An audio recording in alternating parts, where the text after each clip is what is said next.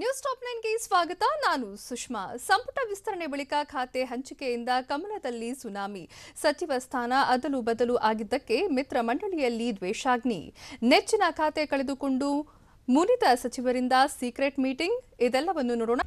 ಸಚಿವ ಸಂಪುಟ ವಿಸ್ತರಣೆ ಬಳಿಕ ನೂತನ ಸಚಿವರಿಗೆ ಹಂಚಿಕೆ ಫಿಕ್ಸ್. ಖಾತೆ ಅದಲು ಬದಲು ಆಗಿದ್ದಕ್ಕೆ ಸಿಡಿದಿದ್ದಾರಾ ಮಿತ್ರ ಮಂಡಳಿ ಸಚಿವರು? ನೆಚ್ಚಿನ ಖಾತೆ ಬಿಟ್ಟು ಕೊಟ್ಟಿದ್ರಿಂದ ಹಲವರಲ್ಲಿ ಅಸಮಾಧಾನ ಸ್ಫೋಟಗೊಂಡಿದ್ದು ಹೇಗೆ? ಇದೆಲ್ಲವನ್ನು ನೋಡೋಣ. ಖಾತೆಗೆ surgery news top 9ನಲ್ಲಿ.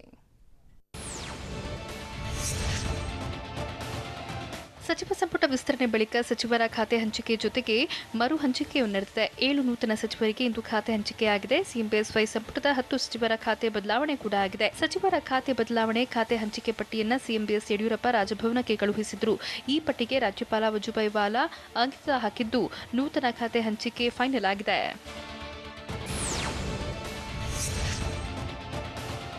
CM BSY ತಮ್ಮ ಬಳಿಯ ಹಣಕಾಸು, ಇಂಧನ, ಬೆಂಗಳೂರು ನಗರ ಅಭಿವೃದ್ಧಿ ಖಾತೆಯನ್ನು ಇಟ್ಟುಕೊಂಡಿದ್ದಾರೆ. ಇನ್ನು ಉಮೇಶ್ ಕತ್ತಿಗೆ ಆಹಾರ ಮತ್ತು ನಾಗರಿಕ ಪೂರೈಕೆ, ಎಸ್ ಅಂಗಾರಗೆ ಮೀನುಗಾರಿಕೆ ಮತ್ತು ಬಂದರು, ಒಳನಾಡು ಜಲಸಾರಿಗೆ, ಬಸವರಾಜ ಬೊಮ್ಮಾಯಿಗೆ ಗೃಹ, ಕಾನೂನು ಮತ್ತು ಸಂಸದೀಯ ಖಾತೆ, ಮಾಧುಸ್ವಾಮಿಗೆ ವೈದ್ಯಕೀಯ ಶಿಕ್ಷಣ, ಕನ್ನಡ ಸಂಸ್ಕೃತಿ ಖಾತೆ, ಸಿಸಿ ಪಾಟೀಲ್ಗೆ ಸಣ್ಣ ಕೈಗಾರಿಕೆ ಮತ್ತು ವಾರ್ತಾ ಇಲಾಖೆ, ಅರವಿಂದ ಲಿಂಬಾವಳಿಗೆ ಅರಣ್ಯ ಇಲಾಖೆ ನೀಡಲಾಗಿದೆ. ಇನ್ನು ಮುರುಗೇಶ್ ನಿರಾಣಿಗೆ ಗಣಿ ಮತ್ತು ಭೂ ವಿಜ್ಞಾನ ಇಲಾಖೆ, ಎಂಟಿಬಿ ನಾಗರಾಜ್ಗೆ ಅಬಕಾರಿ ಇಲಾಖೆ, ಕೋಟಾ ಶ್ರೀನಿವಾಸ್ ಪೂಜಾರಿಗೆ ಮುಜರಾಯಿ ಇಲಾಖೆ ಮತ್ತು ಹಿಂದುಳಿದ ವರ್ಗಗಳ ಕಲ್ಯಾಣ, ಡಾಕ್ಟರ್ ಕೆ ಸುಧಾಕರ್ಗೆ ಆರೋಗ್ಯ ಮತ್ತು ಕುಟುಂಬ ಕಲ್ಯಾಣ, ಆನಂದ್ ಸಿಂಗ್ಗೆ ಪ್ರವಾಸೋದ್ಯಮ ಮತ್ತು ಪರಿಸರ ಇಲಾಖೆ, ಸಿಪಿ ಯೋಗೇಶ್ವರ್ಗೆ ಸಣ್ಣ ನೀರಾವರಿ ಇಲಾಖೆ, ಪ್ರಭು ಚೌಹಾಣ್ಗೆ ಪಶುಸಂಗೋಪನೆ ಇಲಾಖೆ, ಶಿವರಾಮ್ ಹೆಬ್ಬಾರ್ಗೆ ಕಾರ್ಮಿಕ ಇಲಾಖೆ ಖಾತೆ ಸಿಕ್ಕಿದೆ.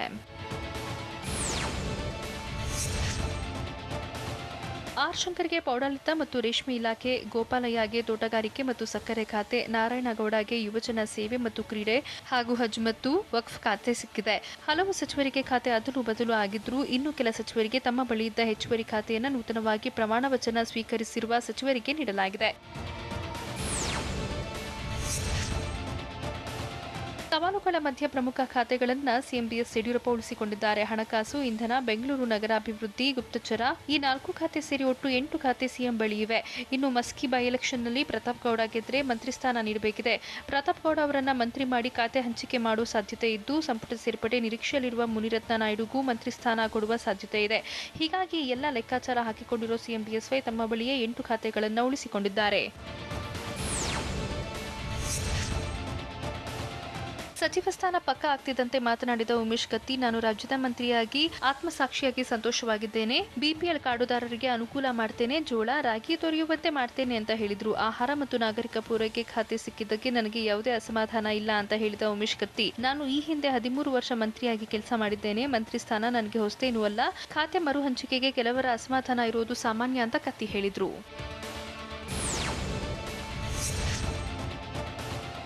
ಖಾತೆ ಮರು ಹಂಚಿಕೆ ವಿಚಾರದಲ್ಲಿ ಬಿಜೆಪಿಗೆ ಬಂದ ವಲಸಿಗ ನಾಯಕರಲ್ಲಿ ಅಸಮಾಧಾನ ಸ್ಫೋಟಗೊಂಡಿದೆ. ಇರುವ ಖಾತೆಗಳು ಅದಲು ಬದಲು ವಿಚಾರಕ್ಕೆ ಸಚಿವ ಡಾಕ್ಟರ್ ಕೆ ಸುಧಾಕರ್ ಬೇಸರ ವ್ಯಕ್ತಪಡಿಸಿದ್ದಾರೆ. ಇವರ ಜೊತೆಗೆ ಕೆ ಗೋಪಾಲಯ್ಯ, ಎಂಟಿಬಿ ನಾಗರಾಜ್ ಸಹ ಸುಧಾಕರ್ ಮನೆಗೆ ತೆರಳಿ ಚರ್ಚೆ ನಡೆಸಿದ್ರು. ಬಿಜೆಪಿ ಅಧಿಕಾರಕ್ಕೆ ಬರುವಲ್ಲಿ ನಮ್ಮ ಪಾತ್ರ ಪ್ರಮುಖವಾಗಿದೆ, ಆದರೆ ನಮ್ಮ ಖಾತೆಯನ್ನ ಕಿತ್ತುಕೊಂಡಿದ್ದಾರೆಂದು ಬೇಸರ ವ್ಯಕ್ತಪಡಿಸಿದ್ದಾರೆ ಅಂತ ಹೇಳಲಾಗಿದೆ.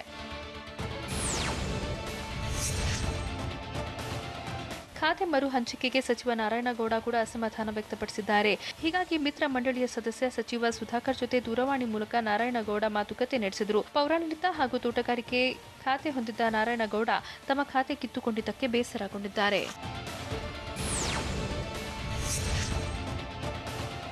ಖಾತೆ ಬದಲಾವಣೆಯಾಗಿದ್ದಕ್ಕೆ ನಾನು ಯಾವುದೇ ಅಸಮಾಧಾನ ವ್ಯಕ್ತಪಡಿಸಿಲ್ಲ ಅಂತ ಟಿವಿ9ಗೆ ಸಚಿವ ಜೆಸಿ ಮಾಧುಸ್ವಾಮಿ ಪ್ರತಿಕ್ರಿಯಿಸಿದ್ದಾರೆ. 2 ದಿನದ ಹಿಂದೆ ಸಿಎಂ ಕೇಳಿದಾಗ ಸಣ್ಣ ನೀರಾವರಿ ಮುಂದುವರಿಸುವಂತೆ ಹೇಳಿದ್ದೆ. ಅದು ಬಿಟ್ಟರೆ ಬೇರೆ ಯಾವುದೇ ಅಸಮಾಧಾನ ಇಲ್ಲ. ಸಣ್ಣ ನೀರಾವರಿ ಬಗ್ಗೆ ಆಸಕ್ತಿ ಇದೆ ಅಂತ ಹೇಳಿದ್ದೇನೆ. ಆದರೆ ಹೊಸಬರಿಗೆ ಖಾತೆ ನೀಡಬೇಕಾಗಿದೆ ಅಂತ ಸಿಎಂ ಹೇಳಿದ್ರು. ಹೀಗಾಗಿ ನಾನು ಆ ಬಗ್ಗೆ ಏನೂ ಮಾತನಾಡಿಲ್ಲ ಅಂತ ಮಾಧುಸ್ವಾಮಿ ಹೇಳಿದ್ದಾರೆ.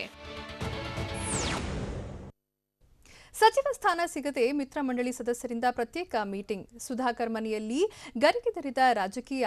ಖಾತೆ ಹಂಚಿಕೆ ಬಗ್ಗೆ ಜೆಡಿಎಸ್ ನಾಯಕ ಹೇಳಿದ್ದೇನು? ಮಾಧುಸ್ವಾಮಿ ಮುನಿಸಿಗೆ ತೇಪೆ ಹಾಕ್ತಾರಾ ಸಿಎಂ? ಇದೆಲ್ಲವನ್ನು ನೋಡೋಣ. ಖಾತೆ ಕ್ವಾಟ್ಲೆ ನ್ಯೂಸ್ ಟಾಪ್ 9ನಲ್ಲಿ.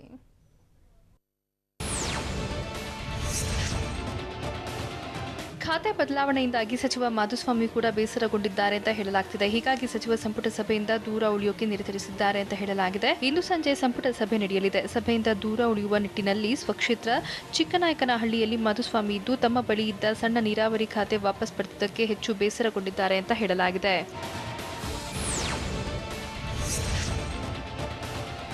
ಇಂಧನ ಮತ್ತು ಬೆಂಗಳೂರು ನಗರ ಅಭಿವೃದ್ಧಿ ಖಾತೆಗಳಿಗೆ ಫುಲ್ ಡಿಮ್ಯಾಂಡ್ ಸೃಷ್ಟಿಯಾಗಿದೆ. ಈ ಎರಡೂ ಖಾತೆಗಳಿಗಾಗಿ ಹಲವು ಸಚಿವರು ಪೈಪೋಟಿ ನಡೆಸಿದ್ದಾರೆ.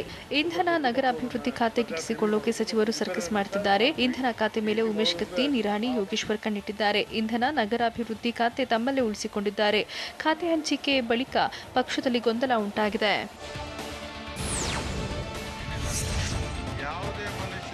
ಸಚಿವರ ಖಾತೆ ಮರು ಹಂಚಿಕೆ ವಿಚಾರದಲ್ಲಿ ಸಚಿವ ಮಾಧುಸ್ವಾಮಿಗೆ ತೀವ್ರ ಹಿನ್ನಡೆಯಾದಂತಾಗಿದೆ. ಸಣ್ಣ ನೀರಾವರಿ ಖಾತೆಯನ್ನು ವಾಪಸ್ ಪಡೆಯದಂತೆ ಸಿಎಂಗೆ ಮಾಧುಸ್ವಾಮಿ ಮನವಿ ಮಾಡಿದ್ರು. ಆದರೆ ಸಣ್ಣ ನೀರಾವರಿ ಖಾತೆ ವಾಪಸ್ ಪಡೆದಿದ್ದು ಕಾನೂನು ಮತ್ತು ಸಂಸದೀಯ ವ್ಯವಹಾರಗಳ ಖಾತೆ ಜೊತೆಗೆ ಸಣ್ಣ ನೀರಾವರಿ ಖಾತೆ ಕೂಡ ವಾಪಸ್ ಪಡೆದಿದ್ದು ಹಿನ್ನಡೆಗೆ ಕಾರಣವಾಗಿದೆ. ಖಾತೆ ಹಂಚಿಕೆ ಬೆನ್ನಲ್ಲೇ ಮಿತ್ರ ಮಂಡಳಿಯ ಸಚಿವರಲ್ಲಿ ಅಸಮಾಧಾನ ಭುಗಿಲೆದ್ದಿದೆ. ನೂತನ ಖಾತೆ ಲಿಸ್ಟ್ ಫೈನಲ್ ಆಗ್ತಿದ್ದಂತೆ ಅಸಮಾಧಾನಗೊಂಡ ಸಚಿವ ನಾರಾಯಣಗೌಡ ಸಚಿವ ಸುಧಾಕರ್ ನಿವಾಸಕ್ಕೆ ದೌಡಾಯಿಸಿದ್ರು. ಬೆಂಗಳೂರಿನ ಸದಾಶಿವನಗರದಲ್ಲಿರುವ ಸುಧಾಕರ್ ಮನೆಯಲ್ಲಿ ನಾರಾಯಣಗೌಡ ಸೇರಿ ಹಲವು ಅಸಮಾಧಾನಿತ ಸಚಿವರು ಮಾತುಕತೆ ನಡೆಸಿದರು. ಬಿಜೆಪಿಯಲ್ಲಿ ಖಾತೆ ಹಂಚಿಕೆ ಗೊಂದಲದಿಂದ ಅಸಮಾಧಾನ ಹೆಚ್ಚಾಗಿದೆ. ಈ ಬಗ್ಗೆ ಪ್ರತಿಕ್ರಿಯಿಸೋಕೆ ಮಾಜಿ ಸಿಎಂ ಎಚ್.ಡಿ. ಕುಮಾರಸ್ವಾಮಿ ನಿರಾಕರಿಸಿದ್ದಾರೆ. ಗೃಹ ಸಚಿವ ಬಸವರಾಜ ಬೊಮ್ಮಾಯಿ ಭೇಟಿ ಬಳಿಕ ಮಾತನಾಡಿದ ಕುಮಾರಸ್ವಾಮಿ, ಅದು ಬಿಜೆಪಿಯವರ ಆಂತರಿಕ ವಿಚಾರ, ಹೀಗಾಗಿ ನಾನು ಆ ಬಗ್ಗೆ ಪ್ರತಿಕ್ರಿಯೆ ಕೊಡೋದಿಲ್ಲ ಅಂತ ಎಚ್ಡಿಕೆ ಹೇಳಿದರು. ಖಾತೆ ಬದಲಾವಣೆಯಿಂದ ಯಾವುದೇ ಅಸಮಾಧಾನ ಇಲ್ಲ ಅಂತ ಪ್ರವಾಸೋದ್ಯಮ ಇಲಾಖೆ ಸಚಿವ ಆನಂದ್ ಸಿಂಗ್ ಹೇಳಿದ್ದಾರೆ. ವಿಧಾನಸೌಧದಲ್ಲಿ ಮಾತನಾಡಿದ ಆನಂದ್ ಸಿಂಗ್, ತಮ್ಮನ್ನ ವಿಶ್ವಾಸಕ್ಕೆ ತೆಗೆದುಕೊಂಡು ಖಾತೆ ಬದಲಿಸಿದ್ದಾರೆ. ನಮ್ಮ ಕ್ಯಾಪ್ಟನ್ ನಿರ್ಧಾರವನ್ನು ಒಪ್ಪಿಕೊಂಡು ಗೌರವಿಸಬೇಕು. ಕೆಲವು ಸಚಿವರಿಗೆ ಅಸಮಾಧಾನ ಉಂಟಾಗಿರುವುದು ನಿಜ, ಆದರೆ ನೋವು ಏನು ಅನ್ನೋದು ಅವರಿಗೆ ಗೊತ್ತು ಅಂತ ಸಚಿವ ಆನಂದ್ ಸಿಂಗ್ ಹೇಳಿದರು.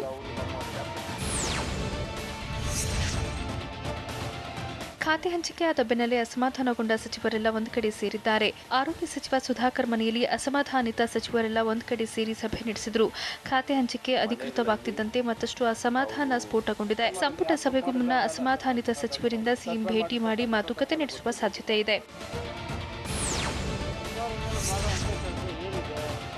ಎಂಟಿಬಿ ನಾಗರಾಜ್ ಅಂದುಕೊಂಡಿದ್ದೆ ಒಂದು, ಸಿಕ್ಕಿದ್ದೆ ಒಂದು ಎನ್ನುವಂತಾಗಿದೆ. ಯಾಕಂದ್ರೆ ಸಿಎಂ ಬಿಎಸ್ವೈ ನೂತನ ಸಚಿವ ಎಂಟಿಬಿ ನಾಗರಾಜ್ಗೆ ದೊಡ್ಡ ಶಾಕ್ ಕೊಟ್ಟಿದ್ದಾರೆ. ಸಿಕ್ಕಿರೋ ಖಾತೆ ಬಗ್ಗೆ ಎಂಟಿಬಿ ನಾಗರಾಜ್ ಅಪಸ್ವರ ಎತ್ತಿದ್ದಾರೆ. ವಸತಿ ಖಾತೆ ಮೇಲೆ ಎಂಟಿಬಿ ಕಣ್ಣಿಟ್ಟಿದ್ರು. ಆದರೆ ಸೋಮಣ್ಣ ಬಳಿಯೇ ವಸತಿ ಖಾತೆ ಉಳಿಸಿಕೊಂಡಿದ್ದು ಎಂಟಿಬಿಗೆ ಅಬಕಾರಿ ಇಲಾಖೆಯನ್ನ ನೀಡಲಾಗಿದೆ.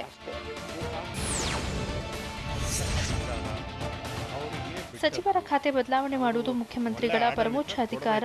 ಉತ್ತಮ ಆಡಳಿತಕ್ಕಾಗಿ ಈ ಬದಲಾವಣೆ ಅನಿವಾರ್ಯ ಅಂತ ಶಾಸಕ ಕಿಜಿ ಬೋಪಯ್ಯ ಹೇಳಿದ್ದಾರೆ. ಮಡಿಕೇರಿಯಲ್ಲಿ ಮಾತನಾಡಿದ ಬೋಪಯ್ಯ, ಎಲ್ಲಾ ಸಚಿವರು ಅತ್ಯಂತ ಪ್ರಾಮಾಣಿಕತೆ, ಬದ್ಧತೆಯಿಂದ ಕೆಲಸ ಮಾಡಲಿ, ಕೊಟ್ಟ ಖಾತೆಯನ್ನು ಯಶಸ್ವಿಯಾಗಿ ನಿಭಾಯಿಸಲಿ, ಸರ್ಕಾರಕ್ಕೂ ಪಕ್ಷಕ್ಕೂ ಸಚಿವರು ಒಳ್ಳೆ ಹೆಸರು ತರಬೇಕು ಅಂತ ಬೋಪಯ್ಯ ಹೇಳಿದರು. ಅನಾರೋಗ್ಯದಿಂದ ಆಸ್ಪತ್ರೆ ಸೇರಿರೋ ಜಯಲಲಿತಾ ಆಪ್ತೆ ಶಶಿಕಲಾ ಐಸಿಯುಗೆ ಶಿಫ್ಟ್. ಬೌರಿಂಗ್ ಆಸ್ಪತ್ರೆಯಲ್ಲಿ ಸೂಕ್ತ ಚಿಕಿತ್ಸೆ ಸಿಗ್ತಿಲ್ಲ ಅಂತ ಶಶಿಕಲಾ ಅಭಿಮಾನಿಗಳ ಆರೋಪ. ಸಿಐಡಿ ಬಳಿ ತುಟಿ ಬಿಚ್ಚುತ್ತಿಲ್ಲ ಯಾಕೆ ಹ್ಯಾಕಿಂಗ್ ಕಿಂಗ್ ಶ್ರೀಕಿ? ಎಸ್ಎಸ್ಎಲ್ಸಿ ವಿದ್ಯಾರ್ಥಿಗಳು ನಿರಾಳರಾಗೋಕೆ ಕಾರಣ ಏನು? ಇದೆಲ್ಲವನ್ನು ನೋಡೋಣ ಬೆಂಗಳೂರು ನ್ಯೂಸ್ ಟಾಪ್ 9 ನಲ್ಲಿ.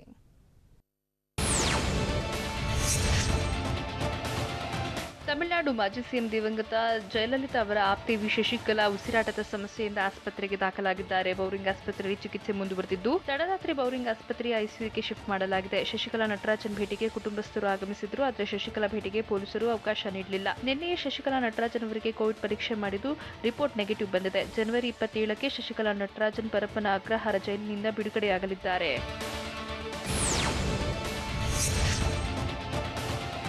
ಅನಾರೋಗ್ಯದಿಂದ ಆಸ್ಪತ್ರೆಗೆ ದಾಖಲಾಗಿರುವ ಶಶಿಕಲಾ ಅವರನ್ನ ನೋಡೋಕೆ ಅವರ ಅಪಾರ ಅಭಿಮಾನಿಗಳು ಬೌರಿಂಗ್ ಆಸ್ಪತ್ರೆ ಬಳಿ ಜಮಾಯಿಸಿದ್ದಾರೆ. ಆದರೆ ಬೆಂಬಲಿಗರನ್ನ ನೋಡೋಕೆ ಪೊಲೀಸರು ಅವಕಾಶ ನೀಡಿಲ್ಲ. ಇದಕ್ಕೆ ಹಲವರು ಆಕ್ರೋಶ ವ್ಯಕ್ತಪಡಿಸಿದ್ದು, ನಿನ್ನೆ ಸಂಜೆಯಿಂದ ಇದುವರೆಗೂ ಸರಿಯಾದ ಚಿಕಿತ್ಸೆ ಕೊಟ್ಟಿಲ್ಲ, ಯಾರು ರೆಸ್ಪಾನ್ಸ್ ಮಾಡ್ತಿಲ್ಲ, ಅವರಿಗೆ ಉಸಿರಾಟದ ಸಮಸ್ಯೆ ಇದೆ, ಕೂಡಲೇ ಚಿಕಿತ್ಸೆ ಕೊಡಬೇಕು, ಚಿಕಿತ್ಸೆ ಕೊಡಬೇಕಾದ ಉಪಕರಣಗಳು ಆಸ್ಪತ್ರೆಯಲ್ಲಿ ಇಲ್ಲ ಅಂತ ಸಿಬ್ಬಂದಿ ಹೇಳ್ತಿದ್ದಾರೆ. ನಮಗೆ ಬೇರೆ ಆಸ್ಪತ್ರೆಗೆ ಶಿಫ್ಟ್ ಮಾಡೋಕೆ ಅನುಮತಿ ಕೊಡಿ ಅಂತ ಶಶಿಕಲಾ ಅಭಿಮಾನಿ ವೆಟ್ರಿವೆಲ್ ಮನವಿ ಮಾಡಿದ್ದಾರೆ.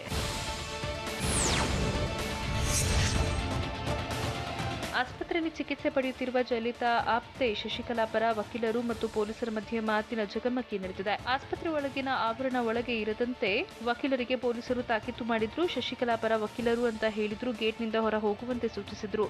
ಶಶಿಕಲಾ ಪರ ವಕೀಲರು ಅನುಮತಿ ಪಡೆದಿದ್ದೇವೆ ಅಂತ ಹೇಳಿದ್ರು, ಪೊಲೀಸರು ಬಿಡಲಿಲ್ಲ. ಈ ಬಾರಿ ಎಸ್ಎಸ್ಎಲ್ಸಿ ವಿದ್ಯಾರ್ಥಿಗಳಿಗೆ ಗುಡ್ ನ್ಯೂಸ್ ಸಿಕ್ಕಿದೆ. ಪ್ರಸಕ್ತ ವರ್ಷ ಎಸ್ಎಸ್ಎಲ್ಸಿ ಪರೀಕ್ಷೆಗೆ ಕನಿಷ್ಠ ಹಾಜರಾತಿ ಇಲ್ಲ. ಹೀಗಾಗಿ ಎಲ್ಲಾ ವಿದ್ಯಾರ್ಥಿಗಳಿಗೂ ಪರೀಕ್ಷೆ ಬರೆಯುವುದಕ್ಕೆ ಅವಕಾಶ ನೀಡಲಾಗಿದೆ. ಪ್ರತಿ ವರ್ಷ 75% ಹಾಜರಾತಿ ಕಡ್ಡಾಯವಾಗಿತ್ತು. ಕೊರೋನಾ ಕಾರಣದಿಂದಾಗಿ ಪ್ರಸಕ್ತ ವರ್ಷ ಹಾಜರಾತಿ ವಿನಾಯಿತಿ ನೀಡಲಾಗಿದೆ. ಫೆಬ್ರವರಿ 1ರಿಂದ ಅಭ್ಯರ್ಥಿಗಳ ನೋಂದಣಿ ಪ್ರಕ್ರಿಯೆ ಆರಂಭವಾಗಲಿದ್ದು, ಫೆಬ್ರವರಿ 15ರವರೆಗೂ ವಿದ್ಯಾರ್ಥಿಗಳ ಮಾಹಿತಿ ಅಪ್ಲೋಡ್ ಮಾಡಬೇಕಿದೆ. ಫೆಬ್ರವರಿ 17ರಿಂದ ಫೆಬ್ರವರಿ 22ರವರೆಗೂ ಶುಲ್ಕ ಪಾವತಿಗೆ ಅವಕಾಶ ನೀಡಲಾಗಿದೆ.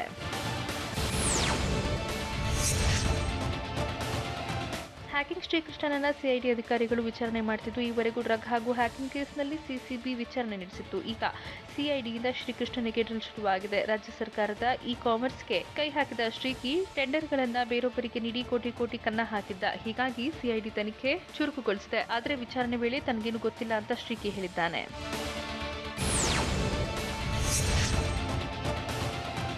ಹ್ಯಾಕಿಂಗ್ ಕೃಷ್ಣ ತುಂಬಾ ಚಾಲಾಕಿಯಾಗಿದ್ದು, ತನ್ನ ಚಾಲದ ಬಗ್ಗೆ ತುಟಿಕ್ ಅಂತಿಲ್ಲ. ಸಿಐಡಿ ಪೊಲೀಸರು ಕೇಳ್ತಿರುವ ಪ್ರಶ್ನೆಗೆ ಶ್ರೀಕಿ ಸೈಲೆಂಟ್ ಆಗಿದ್ದಾನೆ. ಈ ಹಿಂದೆ ಸಿಸಿಬಿ ವಿಚಾರಣೆ ಎದುರಿಸಿದ ಶ್ರೀಕಿಗೆ ಡ್ರಗ್ಸ್ ಹಾಗೂ ಹ್ಯಾಕಿಂಗ್ ಸಂಬಂಧ ವಿಚಾರಣೆ ನಡೆಸಲಾಗಿತ್ತು. ಈ ವಿಚಾರಣೆ ವೇಳೆ ಸಿಸಿಬಿಗೆ ಸಹಕರಿಸಿದ ಶ್ರೀಕಿ ಸಿಐಡಿ ಪೊಲೀಸರ ವಿಚಾರಣೆ ಶುರುವಾಗ್ತಿದ್ದಂತೆ ಸೈಲೆಂಟ್ ಆಗಿದ್ದಾನೆ. ಸಿಐಡಿ ಪ್ರಶ್ನೆಗಳಿಗೆ ತುಟಿ ಬಿಚ್ಚದ ಶ್ರೀಕಿ ಇ-ಕಾಮರ್ಸ್ ಬಗ್ಗೆ ನನಗೇನು ಗೊತ್ತಿಲ್ಲ ಅಂತ ಹೇಳ್ತಿದ್ದಾನೆ. ಮತ್ತೊಬ್ಬ ವ್ಯಕ್ತಿಗೆ 18 ಕೋಟಿ ರೂಪಾಯಿಗೆ ಟೆಂಡರ್ ಕೊಡಿಸುವ ವಿಚಾರವಾಗಿ ಹ್ಯಾಕ್ ಮಾಡಿ ಟೆಂಡರ್ ನಲ್ಲಿ ಏನಿದೆ ಅಂತ ಶ್ರೀಕಿ ಚೆಕ್ ಮಾಡಿದ್ದ. ಈ ಸಂಬಂಧ ಮತ್ತೊಬ್ಬ ವ್ಯಕ್ತಿ ಜೊತೆ ಸಂಪರ್ಕ ಮಾಡಿ ಚರ್ಚಿಸಿದ್ರು ಅನ್ನೋ ಬಗ್ಗೆ ಮಾಹಿತಿ ಇದ್ದು, ಇದೇ ಆಧಾರದಲ್ಲಿ ಸಿಐಡಿ ಅಧಿಕಾರಿಗಳು ಪ್ರಶ್ನೆಗಳನ್ನ ಕೇಳ್ತಿದ್ದಾರೆ. ದರೋಡೆ ಕೇಸ್ನ ಆರೋಪಿ ಮೇಲೆ ಪೊಲೀಸರು ಫೈರಿಂಗ್ ಮಾಡಿದ್ದಾರೆ. ಬೆಂಗಳೂರಿನ ಬ್ಯಾಡರಹಳ್ಳಿಯ ಬ್ರಹ್ಮದೇವರ ಗುಡ್ಡದಲ್ಲಿ ಆರೋಪಿ ರಾಜೇಶ್ ಬಲಗಾಲಿಗೆ ಗುಂಡು ಹಾರಿಸಿ ಅರೆಸ್ಟ್ ಮಾಡಲಾಗಿದೆ. ಹಲವು ದರೋಡೆ ಕೇಸ್ನಲ್ಲಿ ಬೇಕಾಗಿದ್ದ ಆರೋಪಿ ರಾಜೇಶ್ನನ್ನ ಪೊಲೀಸರು ಬಂಧಿಸಕ್ಕೆ ತೆರಳಿದ್ರು. ಈ ವೇಳೆ ಪೊಲೀಸ್ ಸಿಬ್ಬಂದಿ ಮೇಲೆ ಹಲ್ಲೆ ನಡೆಸಿ ಪರಾರಿಗೆ ಯತ್ನ ಮಾಡಿದ್ದ. ಹೆಡ್ ಕಾನ್ಸ್ಟೇಬಲ್ ಶ್ರೀನಿವಾಸ್ ಮೇಲೆ ಚಾಕುವಿಂದ ಹಲ್ಲೆ ನಡೆಸಿ ಪರಾರಿಯಾಗೋಕೆ ಯತ್ನಿಸಿದ್ದ. ಈ ವೇಳೆ ರಾಜೇಶ್ ಬಲಗಾಲಿಗೆ ಬ್ಯಾಡರಹಳ್ಳಿ ಇನ್ಸ್ಪೆಕ್ಟರ್ ರಾಜೀವ್ ಗೌಡ ಗುಂಡು ಹಾರಿಸಿ ಅರೆಸ್ಟ್ ಮಾಡಿದ್ದಾರೆ.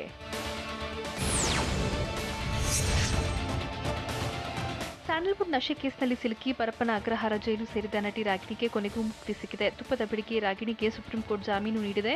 ಡ್ರಗ್ಸ್ ಪ್ರಕರಣದಲ್ಲಿ ಜೈಲು ಸೇರಿದ ನಟಿ ರಾಗಿಣಿ 140 ದಿನಗಳಿಂದ ಪೊಲೀಸ್ ಕಸ್ಟಡಿಯಲ್ಲಿದ್ದರು. ಪರಪ್ಪನ ಅಗ್ರಹಾರ ಜೈಲಿನಲ್ಲಿರುವ ರಾಗಿಣಿ ದ್ವಿವೇದಿ A2 ಆರೋಪಿಯಾಗಿದ್ದಾರೆ. ನಡೆದಾಡುವ ದೇವರು ಲಿಂಗೈಕ್ಯ ಶಿವಕುಮಾರ ಶ್ರೀಗಳ ಪುಣ್ಯ ಸ್ಮರಣೆ ಹೇಗಿತ್ತು? ಡಾಕ್ಟರ್ಗೆ ಬ್ಲಾಕ್ಮೇಲ್ ಮಾಡ್ತಿದ್ದ ಯುವತಿಯರು ಅಂಧರಾಗಿದ್ದು ಎಲ್ಲಿ? ನಗರಸಭೆ ಸದಸ್ಯ ಸಸ್ಪೆಂಡ್ ಆಗಿದ್ದು ಯಾಕೆ? ಮಕ್ಕಳನ್ನ ಶಾಲೆಗೆ ಕಳಿಸೋಕೆ ಹಿಂದೇಟು ಹಾಕ್ತಿರೋದು ಯಾರು? ಇದೆಲ್ಲವನ್ನು ನೋಡೋಣ ದಕ್ಷಿಣ ಕರ್ನಾಟಕ ನ್ಯೂಸ್ ಟಾಪ್ 9ನಲ್ಲಿ.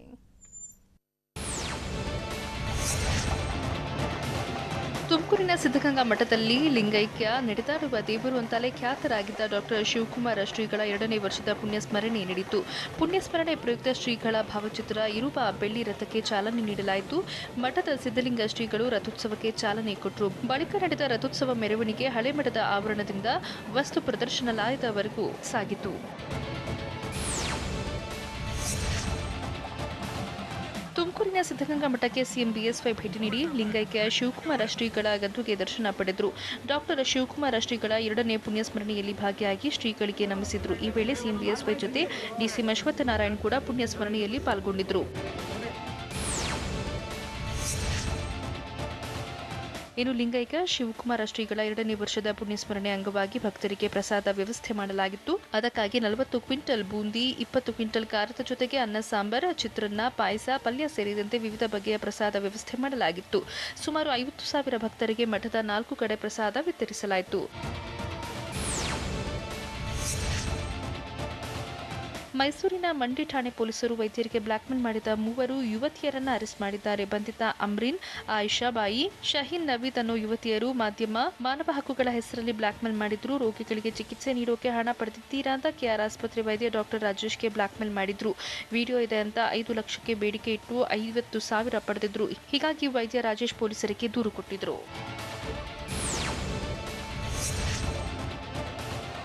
ಕೋಲಾರ ನಗರಸಭೆಯ ಇಬ್ಬರು ಕಿರಿಯ ಹೆಲ್ತ್ ಇನ್ಸ್ಪೆಕ್ಟರ್ಗಳನ್ನು ಜಿಲ್ಲಾಧಿಕಾರಿ ಅಮಾನತು ಮಾಡಿದ್ದಾರೆ. ನಗರದಲ್ಲಿ ಘನತ್ಯಾಜ್ಯ ನಿರ್ವಹಣೆಯಲ್ಲಿ ವೈಫಲ್ಯ ತೋರಿದ ಕಾರಣಕ್ಕೆ ನಗರಸಭೆಯ ಎನ್ ದೀಪಾ ಪೃಥ್ವಿರಾಜ್ ಅವರನ್ನ ಡಿಸಿ ಸತ್ಯಭಾಮ ಸಸ್ಪೆಂಡ್ ಮಾಡಿದ್ದಾರೆ. ಇಬ್ಬರು ಪೌರ ಕಾರ್ಮಿಕರನ್ನು ಅಮಾನತುಗೊಳಿಸಿದ್ದಾರೆ. ಅಲ್ಲದೆ ಪೌರಾಯುಕ್ತ, ಪರಿಸರ ಅಭಿಯಂತರರ ವರ್ಗಾವಣೆ ಮಾಡಿ ಅಂತ ಪೌರಾಡಳಿತ ನಿರ್ದೇಶಕರಿಗೆ ಡಿಸಿ ಪತ್ರ ಬರೆದು ಆಗ್ರಹಿಸಿದ್ದಾರೆ.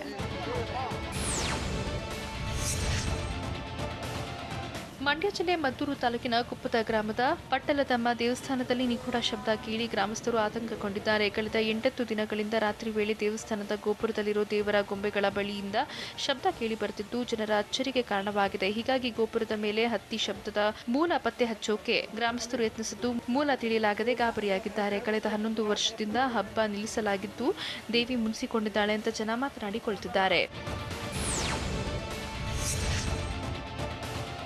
ಗುಡಿಸಲಿಗೆ ಬೆಂಕಿ ಬಿದ್ದು ವರ್ಷಗಳು ಉರುಳಿದ್ರೂ ಪರಿಹಾರ ನೀಡಿಲ್ಲ ಅಂತ ಮಂಡ್ಯ ಜಿಲ್ಲೆ ಮಳವಳ್ಳಿಯಲ್ಲಿ ಓರ್ವ ಮಹಿಳೆ ಅಳಲು ತೋಡಿಕೊಂಡಿದ್ದಾರೆ. ಪಟ್ಟಣದ ವಡ್ಡರ ಕಾಲೋನಿಯ ನಿವಾಸಿ ಗಿರಿಜಮ್ಮ ಅನ್ನೋರು ವಾಸವಿದ್ದ ಗುಡಿಸಲಿಗೆ ಕಳೆದ 2 ವರ್ಷದ ಹಿಂದೆ ಬೆಂಕಿ ಬಿದ್ದು ಹೊತ್ತಿ ಉರಿದಿತ್ತು. ಆದರೆ ಪರಿಹಾರಕ್ಕೆ ಆಗ್ರಹಿಸಿ ತಾಲೂಕು ಆಡಳಿತಕ್ಕೂ ಮನವಿ ಸಲ್ಲಿಸಲಾಗಿತ್ತು. ಆದರೆ ದಿನಗಳು ಉರುಳಿದ್ರೂ ಪರಿಹಾರ ಸಿಕ್ಕಿಲ್ಲ. ತಾಲೂಕು ಕಚೇರಿಗೆ ಅಲಿದ್ರೂ ಸಮಸ್ಯೆ ಪರಿಹಾರ ಆಗಿಲ್ಲ ಅಂತ ಮಹಿಳೆ ನೋವು ತೋಡಿಕೊಂಡಿದ್ದಾರೆ. ದಾವಣಗೆರೆ ತಾಲೂಕಿನ ಮಂಡಲೂರು ಗ್ರಾಮದಲ್ಲಿರುವ ಸರ್ಕಾರಿ ಶಾಲಾ ಕಟ್ಟಡ ಬೀಳೋ ಹಂತ ತಲುಪಿದೆ. ಹೀಗಾಗಿ ಹಾಳು ಕೊಂಪೆಯಂತಾದ ಶಾಲೆಗೆ ಮಕ್ಕಳನ್ನ ಕಳಿಸೋಕೆ ಪೋಷಕರು ಹಿಂದೇಟು ಹಾಕ್ತಿದ್ದಾರೆ. ಸದ್ಯ ತರಗತಿಗಳು ಆರಂಭವಾಗಿದ್ದು ಶಾಲೆ ಕಟ್ಟಡವನ್ನ ದುರಸ್ತಿಗೊಳಿಸಬೇಕು ಅಂತ ಗ್ರಾಮಸ್ಥರು ಆಗ್ರಹಿಸಿದ್ದಾರೆ. ಬೆಳಗಾವಿಯಲ್ಲಿ ಮತ್ತೆ ಖ್ಯಾತೆ ತೆಗೆದಿದ್ದು ಯಾಕೆ ಎಂಇಎಸ್ ಶಿವಸೇನೆ ಪುಂಡರು? ಮೀಸಲಾತಿಗಾಗಿ ನಡೀತಿರುವ ಪಾದಯಾತ್ರೆ ಎಲ್ಲಿಗೆ ಬಂದಿದೆ?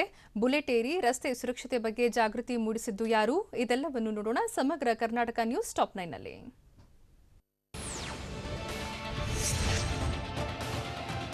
ಬೆಳಗಾವಿ ಮಹಾನಗರ ಪಾಲಿಕೆ ಮುಂಭಾಗ ಭಗವ ಧ್ವಜಸ್ತಂಭ ಸ್ಥಾಪನೆ ಮಾಡ್ತೀವಿ ಅಂತ ಶಿವಸೇನೆ ಲೀಡರ್ಸ್ ಉದ್ಧಟತನ ತೋರಿದ್ದಾರೆ.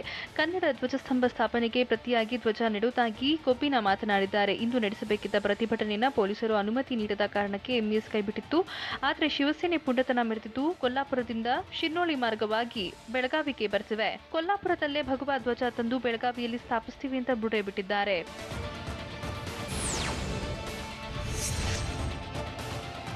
ಧಾರವಾಡ ತಾಲೂಕಿನ ಸಲಕಿನ ಕೊಪ್ಪ ಸಮೀಪ ಸಂಭವಿಸಿದ ಅಪಘಾತದಲ್ಲಿ ಮಹಿಳೆಯೊಬ್ಬರು ಮೃತಪಟ್ಟಿದ್ದಾರೆ. ಮೃತ ಗಿರಿಶಾದ್ ಅನ್ನೋ ಮಹಿಳೆ ಪ್ರಕಾಶ್ ಎಂಬಾತನ ಜೊತೆ ಕೂಲಿ ಕೆಲಸಕ್ಕೆ ಹೋಗ್ತಾ ಇದ್ರು. ಆಗ ಎದುರಿಗೆ ಬಂದ ನಾಯಿಗೆ ಬೈಕ್ ಡಿಕ್ಕಿ ಹೊಡೆದಿದ್ದು ಆಯತಪ್ಪಿ ಕೆಳಗೆ ಬಿದ್ದು ಮಹಿಳೆ ಸಾವನ್ನಪ್ಪಿದ್ದಾರೆ. ಧಾರವಾಡ ಗ್ರಾಮೀಣ ಠಾಣಾ ವ್ಯಾಪ್ತಿಯಲ್ಲಿ ಘಟನೆ ನಡೆದಿದೆ. ರಾಯಚೂರು ಜಿಲ್ಲೆಯ ಆಹಾರ ಇಲಾಖೆಯಲ್ಲಿಯೇ ಭ್ರಷ್ಟಾಚಾರದ ಆರೋಪ ಹೊತ್ತಿದ್ದ ಶಿರಸ್ತೇದಾರರನ್ನ ವರ್ಗಾವಣೆ ಮಾಡಲಾಗಿದೆ. ಪ್ರಭಾರ ಶಿರಸ್ತೇದಾರರಾಗಿದ್ದ ವೆಂಕಣ್ಣ ಎಂಬಾತನ ವಿರುದ್ಧ ಹಲವು ದೂರುಗಳು ದಾಖಲಾಗಿದ್ದವು. ಹೀಗಾಗಿ ಇಲಾಖೆ ವಿಚಾರಣೆಗೆ ಅಡ್ಡಿಯಾಗ್ತಿದೆ ಅಂತ ಶಿವಮೊಗ್ಗಕ್ಕೆ ವರ್ಗಾಯಿಸಲಾಗಿತ್ತು. ಈ ನಡುವೆ ವೆಂಕಣ್ಣನನ್ನ ಸೇವೆಯಿಂದ ರಿಲೀವ್ ಮಾಡ್ತೀವಿ ಅಂತ ಶಾಸಕ ಶಿವರಾಜ್ ಪಾಟೀಲ್ ಸಂಸದರು ಆಹಾರ ಖಾತೆ ಸಚಿವರಿಗೆ ಪತ್ರ ಬರೆದಿದ್ರು. ಈ ಬಗ್ಗೆ ಟಿವಿ9 ವರದಿ ಪ್ರಸಾರ ಮಾಡಿತ್ತು. ಸದ್ಯ ವೆಂಕಣ್ಣ ಅವರನ್ನ ಶಿವಮೊಗ್ಗಕ್ಕೆ ತೆರಳುವಂತೆ ಕರ್ತವ್ಯದಿಂದ ಬಿಡುಗಡೆ ಮಾಡಲಾಗಿದೆ. ಪಿಂಜಾರ್ ಸಮಾಜಕ್ಕೆ ಪ್ರತ್ಯೇಕ ನಿಗಮ ರಚಿಸುವಂತೆ ಆಗ್ರಹಿಸಿ ಕೊಪ್ಪಳದಲ್ಲಿ ಪ್ರತಿಭಟನೆ ನಡೆಸಲಾಗಿದೆ. ಡಿಸಿ ಕಚೇರಿ ಬಳಿ ಜಮಾಯಿಸಿದ ಪಿಂಜಾರ್ ಸಂಘಟನೆ ಸದಸ್ಯರು ಶೈಕ್ಷಣಿಕವಾಗಿ ಸಮಾಜ ಹಿಂದುಳಿದಿದೆ, ಹೀಗಾಗಿ ಪ್ರತ್ಯೇಕ ನಿಗಮ ರಚನೆ ಮಾಡುವಂತೆ ಸರ್ಕಾರವನ್ನ ಒತ್ತಾಯಿಸಿದ್ರು. ಹಲವು ವರ್ಷಗಳಿಂದ ಸರ್ಕಾರ ಬೇಡಿಕೆಗೆ ಸ್ಪಂದಿಸಿಲ್ಲ. ಕೂಡಲೇ ಬೇಡಿಕೆ ಈಡೇರಬೇಕು, ಇಲ್ಲದಿದ್ದರೆ ಉಗ್ರ ಹೋರಾಟ ಮಾಡುವುದಾಗಿ ಸಮಾಜದ ಮುಖಂಡರು ಎಚ್ಚರಿಕೆ ಕೊಟ್ಟಿದ್ದಾರೆ. ಡಿಸಿ ಮೂಲಕ ಸಿಎಂಗೆ ಮನವಿ ಸಲ್ಲಿಸಿದ್ದಾರೆ. ಕಲಬುರಗಿ ಜಿಲ್ಲೆ ಚಿಂಚೋಳಿ ತಾಲೂಕಿನ ಗಡಿಕೇಶ್ವರದಲ್ಲಿ ಭೂಮಿಯಿಂದ ಭಾರೀ ಸದ್ದು ಕೇಳಿಬಂದಿದ್ದು ಜನರನ್ನ ಬೆಚ್ಚಿ ಬೀಳಿಸಿದೆ. ಬೆಳಗಿನ 4 ಗಂಟೆ ಸುಮಾರಲ್ಲಿ ಕೇಳಿಸಿದ ಸದ್ದಿಗೆ ಮಲಗಿದ್ದ ಜನ ಭಯಭೀತರಾಗಿ ಹೊರಗೆ ಓಡಿ ಬಂದಿದ್ದಾರೆ. ಗ್ರಾಮದಲ್ಲಿ ಆಗಾಗ ಭೂಮಿ ಆಳದಿಂದ ಸದ್ದು ಕೇಳಿಸಿದ್ದು ಭೂಕಂಪವಾಗುತ್ತಾ ಅನ್ನೋ ಭಯದಲ್ಲೇ ಜನ ದಿನ ದುಡಿದಿದ್ದಾರೆ. ಜಿಲ್ಲಾಡಳಿತ ಈ ಬಗ್ಗೆ ಗಮನ ಹರಿಸಿ ಗ್ರಾಮಸ್ಥರ ಭೀತಿ ದೂರ ಮಾಡಬೇಕಿದೆ. 32ನೇ ರಾಷ್ಟ್ರೀಯ ರಸ್ತೆ ಸುರಕ್ಷತಾ ಸಪ್ತಾಹದ ಪ್ರಯುಕ್ತ ಬಳ್ಳಾರಿ ನಗರದಲ್ಲಿ ಪೊಲೀಸರು ವಾಕಥಾನ್ ಮಾಡಿದ್ದಾರೆ. ಎಸ್ಪಿ ಕಚೇರಿಯಿಂದ ಮೋತಿ ವೃತ್ತದವರೆಗೂ ವಾಕ್ ಮಾಡಿ ರಸ್ತೆ ಸುರಕ್ಷತೆ ಬಗ್ಗೆ ಜನರಿಗೆ ಜಾಗೃತಿ ಮೂಡಿಸಿದ್ದಾರೆ. ವಾಕಥಾನ್ಗೆ ಬಳ್ಳಾರಿ ನಗರ ಶಾಸಕ ಸೋಮಶೇಖರ್ ರೆಡ್ಡಿ ಚಾಲನೆ ನೀಡಿದ್ದು ಹೆಚ್ಚುವರಿ ಎಸ್ಪಿ ಲಾವಣ್ಯ ಸೇರಿದಂತೆ ಹಲವರು ಭಾಗಿಯಾಗಿದ್ದರು. ಇನ್ನು ರಸ್ತೆ ಸುರಕ್ಷತೆ ಕುರಿತು ಎಸ್ಪಿ ಪ್ರತಿಜ್ಞಾವಿಧಿ ಬೋಧಿಸಿದರು. ರಸ್ತೆ ಸುರಕ್ಷತಾ ಕ್ರಮಗಳ ಕುರಿತು ಜಾಗೃತಿ ಮೂಡಿಸೋಕೆ ಎಸ್ಪಿ ಬುಲೆಟ್ ಏರಿದ್ದಾರೆ. ಗದಗ ಎಸ್ಪಿ ಯತೀಶ್ ಎನ್ ಬುಲೆಟ್ ಮೂಲಕ ರಸ್ತೆ ಸುರಕ್ಷತಾ ಕ್ರಮಗಳ ಬಗ್ಗೆ ಜಾಗೃತಿ ಮೂಡಿಸಿದ್ರು. ಗದಗ ನಗರದ ತೋಂಟದಾರ್ಯ ಮಠದಿಂದ ಚಾಲನೆ ಸಿಕ್ಕಿದ್ದು ಬೈಕ್ ಜಾಥಾ ಮಾಡುವ ಮೂಲಕ ಜಾಗೃತಿ ಮೂಡಿಸಿದ್ರು. ಗದಗ ಜಿಲ್ಲೆಯ ಹಲವು ಸಂಘಟನೆಗಳು ಕೂಡ ಸಾಥ್ ಕೊಟ್ಟಿದ್ದಾರೆ. ಶಿಕ್ಷಣ ಸಚಿವರ ಗೊಂದಲದ ಹೇಳಿಕೆಗೆ ಖಾಸಗಿ ಶಾಲೆಗಳ ಒಕ್ಕೂಟ ಗರಂ ಆಗಿದೆ.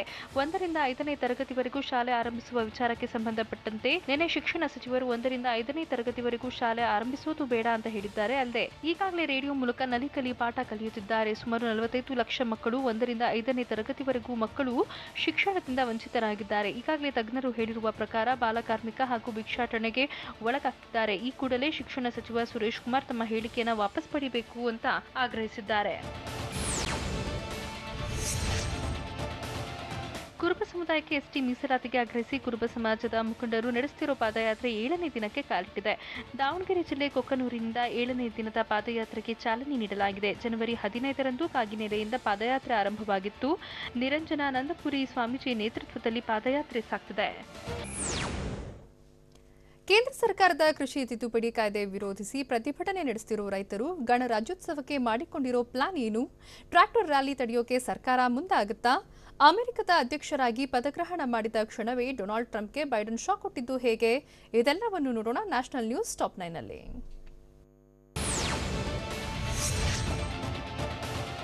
ಕೇಂದ್ರ ಕೃಷಿ ಕಾಯ್ದೆ ವಿರುದ್ಧ ಸಿಡಿದೆದ್ದಿರುವ ರೈತರು ರಾಷ್ಟ್ರ ರಾಜಧಾನಿಯಲ್ಲಿ ಎಡಬಿಡದೆ ಪ್ರತಿಭಟನೆ ನಡೆಸಿದ್ದು ಜನವರಿ 26 ಅಂದರೆ ಗಣರಾಜ್ಯೋತ್ಸವದ ದಿನದಂದು ಟ್ರ್ಯಾಕ್ಟರ್ ರ್ಯಾಲಿ ನಡೆಸೋಕೆ ನಿರ್ಧಾರ ಮಾಡಿದ್ದಾರೆ. ಹೀಗಾಗಿ ಅಂದು ಯಾವುದೇ ಅಹಿತಕರ ಘಟನೆ ನಡೆಯದಂತೆ ಹಿರಿಯ ಪೊಲೀಸ್ ಅಧಿಕಾರಿಗಳು ಮತ್ತು ರೈತ ನಾಯಕರು ಸಭೆ ನಡೆಸಲಿದ್ದಾರೆ. ಟ್ರ್ಯಾಕ್ಟರ್ ರ್ಯಾಲಿಯಲ್ಲಿ ಎಷ್ಟು ಮಂದಿ ಭಾಗವಹಿಸಬೇಕು, ಯಾವ ಮಾರ್ಗದಲ್ಲಿ ಸಂಚರಿಸಬೇಕು ಅನ್ನೋದು ಈ ಸಭೆಯಲ್ಲಿ ತೀರ್ಮಾನ ಆಗಲಿದೆ.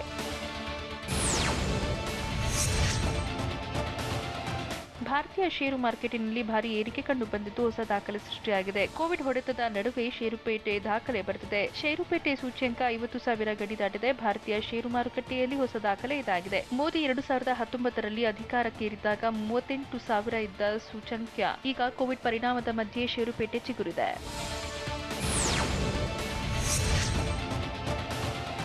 ಕೊರೋನಾ ವೈರಸ್ ವಿರುದ್ಧ ಭಾರತ ಸಮರ ಸಾರಿದ್ದು ಜೋಡಿ ವ್ಯಾಕ್ಸಿನ್ನಿಂದ ವಿಶ್ವದ ಗಮನ ಸೆಳೆದಿದೆ. ಹೀಗಾಗಿ ದೇಶಿ ವ್ಯಾಕ್ಸಿನ್ಗೆ ವಿದೇಶಗಳಿಂದಲೂ ಬೇಡಿಕೆ ಹೆಚ್ಚಾಗ್ತಿದೆ. ಇಂದು ಮಹಾರಾಷ್ಟ್ರದ ಪುಣೆಯ ಸೆರಂ ಇನ್ಸ್ಟಿಟ್ಯೂಟ್ನಿಂದ ವ್ಯಾಕ್ಸಿನ್ ಅನ್ನು ಬಾಂಗ್ಲಾದೇಶಕ್ಕೆ ಕಳಿಸಲಾಗಿದೆ. ಮುಂಬೈನ ಛತ್ರಪತಿ ಶಿವಾಜಿ ಮಹಾರಾಜ್ ಅಂತಾರಾಷ್ಟ್ರೀಯ ವಿಮಾನ ನಿಲ್ದಾಣದಿಂದ ಢಾಕಾದ ವಿಮಾನ ನಿಲ್ದಾಣಕ್ಕೆ ವ್ಯಾಕ್ಸಿನ್ ಕಳುಹಿಸಿಕೊಡಲಾಗಿದೆ.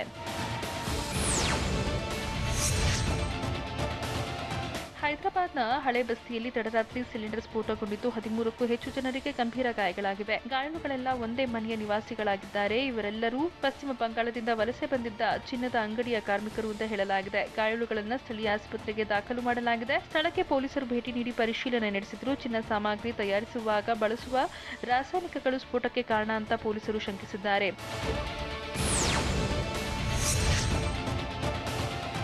ಸಂಸದ ವಿಜಯಸಾಯಿ ರೆಡ್ಡಿ ಕಾರಿನ ಮೇಲೆ ದಾಳಿ ಮಾಡಿದ ಕೇಸ್ಗೆ ಸಂಬಂಧಪಟ್ಟಂತೆ ಆರೋಪಿಯನ್ನು ಅರೆಸ್ಟ್ ಮಾಡಲಾಗಿದೆ. ಆಂಧ್ರಪ್ರದೇಶದ ವಿಜಯನಗರಂ ಜಿಲ್ಲೆ ಟಿಡಿಪಿ ನಾಯಕ ಕಿಮಿಡಿಕಳ ವೆಂಕಟರಾವ್ ಅರೆಸ್ಟ್ ಆಗಿದ್ದಾರೆ. ಕಿಮಿಡಿಕಳ ವೆಂಕಟರಾವ್ ಸೇರಿ 6 ಆರೋಪಿಗಳು ಸೆರೆಯಾಗಿದ್ದು ಜನವರಿ 2ರಂದು ರಾಮತೀರ್ಥಂಗೆ ಸಂಸದರು ಭೇಟಿ ನೀಡಿದ ವೇಳೆ ಕಾರಿನ ಮೇಲೆ ದಾಳಿ ನಡೆಸಲಾಗಿತ್ತು.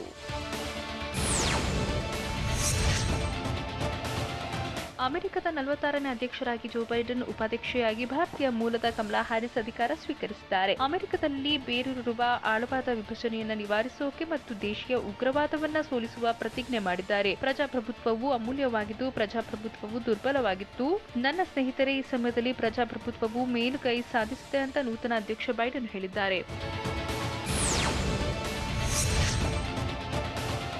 ಅಮೆರಿಕದ ಅಧ್ಯಕ್ಷರಾಗಿ ಜೋ ಬೈಡನ್ ಅಧಿಕಾರ ಸ್ವೀಕರಿಸಿದ ಕೆಲವೇ ಗಂಟೆಯಲ್ಲಿ ಡೊನಾಲ್ಡ್ ಟ್ರಂಪ್ ಸರ್ಕಾರದ ಹಲವು ನೀತಿಗಳನ್ನು ರದ್ದುಪಡಿಸಿದ್ದಾರೆ. ಟ್ರಂಪ್ ಸರ್ಕಾರದ ಮುಸ್ಲಿಮರ ಪ್ರಯಾಣ ನಿಷೇಧ ನೀತಿಯು ತೆರವು ಸೇರಿದಂತೆ 17 ಪ್ರಮುಖ ಆದೇಶಗಳಿಗೆ ಬೈಡನ್ ಸಹಿ ಮಾಡಿದ್ದಾರೆ. ಮುಸ್ಲಿಮರ ಪ್ರಯಾಣ ನಿರ್ಬಂಧ ನೀತಿಯಿಂದಾಗಿ ಮುಸ್ಲಿಮರು ಬಹುಸಂಖ್ಯಾತರಾಗಿರುವ ದೇಶಗಳ ಪ್ರಯಾಣಿಕರ ಅಮೆರಿಕ ಪ್ರಯಾಣವನ್ನು ನಿರ್ಬಂಧಿಸಿತ್ತು. ಇದೀಗ ಈ ನೀತಿಯಿಂದ ತೊಂದರೆ ಅನುಭವಿಸಿದ ಪ್ರದೇಶದವರಿಗೆ ವೀಸಾ ನೀಡುವ ಪ್ರಕ್ರಿಯೆ ಆರಂಭಿಸುವಂತೆ ಅಧಿಕಾರಿಗಳಿಗೆ ಸೂಚಿಸಿದ್ದಾರೆ.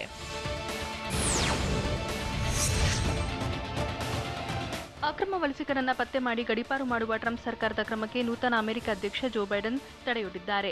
ಮೆಕ್ಸಿಕೋ ಗಡಿಯುದ್ದಕ್ಕೂ ನಿರ್ಮಿಸೋಕೆ ಯೋಜಿಸಿದ ಗೋಡೆ ಕಾಮಗಾರಿಗೆ ತಡೆ ನೀಡಿ ಘೋಷಿಸಿದ್ದಾರೆ. ಪ್ಯಾರಿಸ್ ಒಪ್ಪಂದಕ್ಕೆ ಮರು ಸೇರ್ಪಡೆ ಹಾಗೂ ವಲಸಿಗ ನಿರಾಶ್ರಿತರ ರಕ್ಷಣೆಗೂ ಜೋ ಬೈಡನ್ ಕ್ರಮ ಕೈಗೊಂಡಿದ್ದಾರೆ.